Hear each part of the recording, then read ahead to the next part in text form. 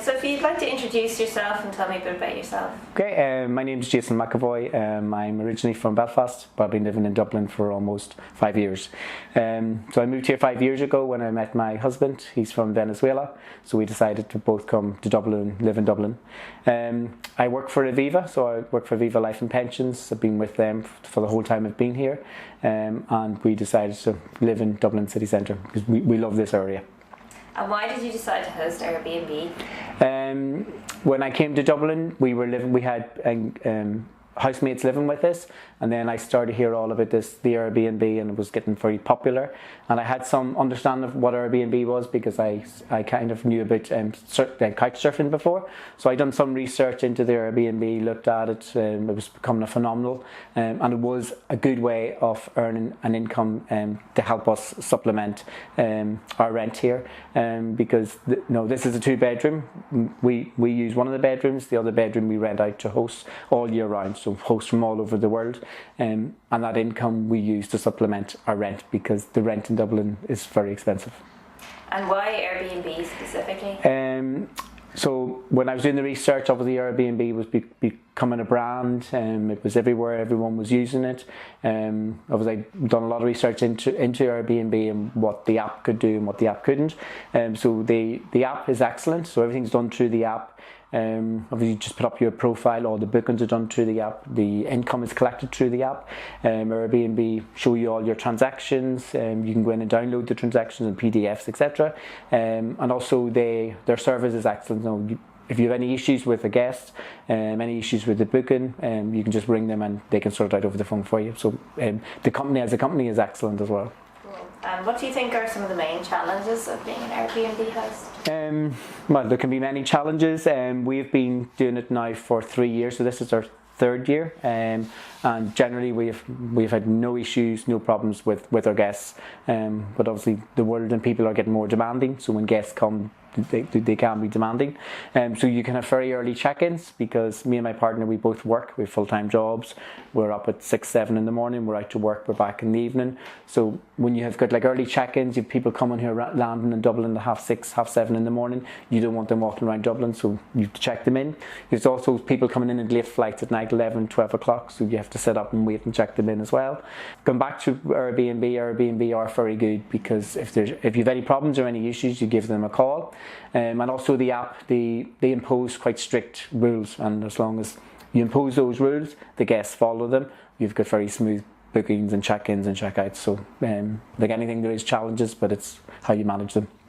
And what did you know about your tax obligations when it came to your Airbnb income? With reference to the Airbnb income, very little, because but in relation to tax, I understand some concept of tax because after university I worked for the revenue in the north of Ireland for a year, so I had a very understanding what the revenue can do and how they do investigations, etc. But when it came to the Airbnb tax, I done some research. I looked into like what can be declared, how it's declared, and that's how I got in contact with taxback.com. But when it comes to the income from Airbnb, I didn't know a lot, so I didn't. And how did you discover taxback.com? As I said, I worked for Aviva, so from time to time Aviva will invite outside companies in to give colleagues, or give me and my colleagues, talks about certain things. Taxback.com were in one day and they done like a whole overview of tax, your income tax, claiming of prescriptions, claiming of medical income, etc. And they at that talk they did mention second income. If anyone had rental income, so that's when the light bulb started to click. So that's where I'm going to fall into.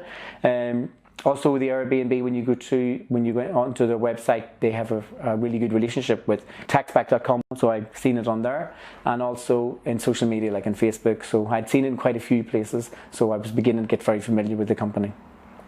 And do you think taxback.com is a good fit for Airbnb hosts? Well, after doing all the investigation, yeah, they really do, because they have a very good understanding of Airbnb's tax obligations.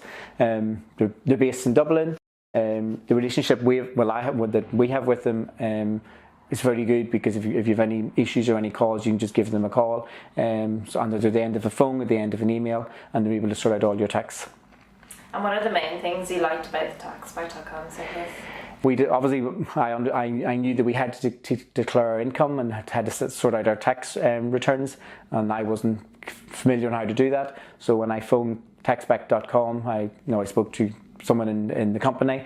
They put me in contact with the tax advisor, a lady called Ivy, who was amazing. So she was able to explain everything to me on what I need to declare, what income, what we need to send to her. So she was able to sort it out. She was able to explain by using expenses, what expenses that we could claim for, that even the rent here, that half the rent would be used as an expense. And I was able to put everything on a spreadsheet, tot everything up, send it to taxback.com, and they were able to produce the tax return. The other thing I liked about them was they just didn't look at the income from Airbnb in isolation, because obviously they got my P60, my partner's P60. We had got married, so our tax credits were wrong. They were able to fix those for us, and any overtax that we paid, they were able to take it off the income we received from Airbnb. So it just wasn't looking at it in isolation. They looked at everything for us. And also, if we get letters from the revenue, we send them to taxback.com. They look at them, and we're in continuous contact with them.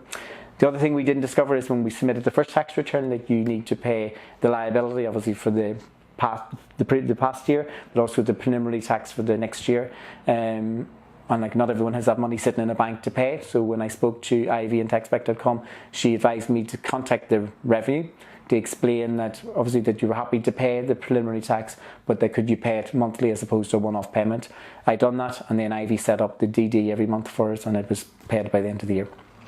And do you have any advice for hosts worrying about their taxes?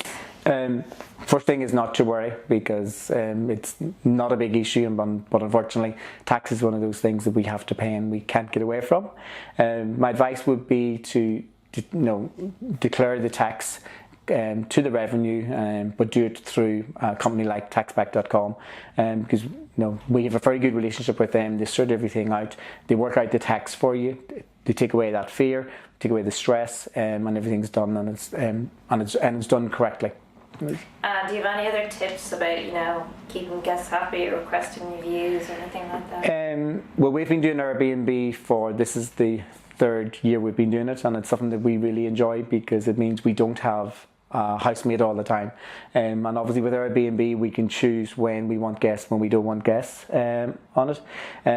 We just before you came, I just checked, but we've got 233 reviews, and when a guest checks in and when they're leaving, we always say, oh, if you don't mind, give us a review, because either a positive review or a negative review, it's good, because we can learn from things that they're suggesting. And we have in the past where guests would have said, oh, you should do this or do that, and we've done it.